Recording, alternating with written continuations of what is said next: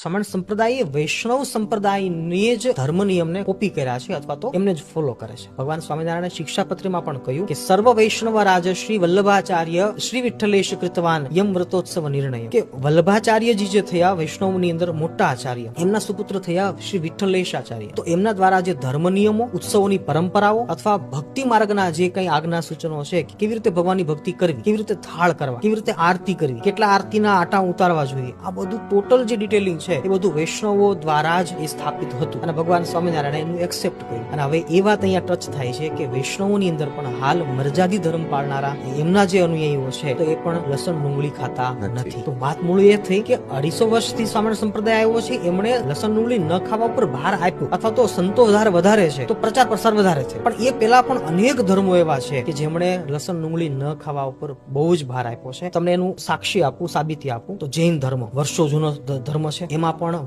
હજી સુધી ક્યારેય પણ લસણ ડુંગળી ખવાતા નથી. ભારત દેશની અંદર જૈન ધર્મનું બહુ મોટું શાસન છે. અમુક મોટા મંદિરોની અંદર ત્યાં દરરોજના હજારો લોકો એ રસોડે જમવા જાય છે. જો મિત્રો તમને આ વિડીયો પસંદ આવ્યો હોય અને આવા જ તમારે વધુ વિડીયો જોવા છે તો અમારા પેજને જરૂરથી ફોલો કરતા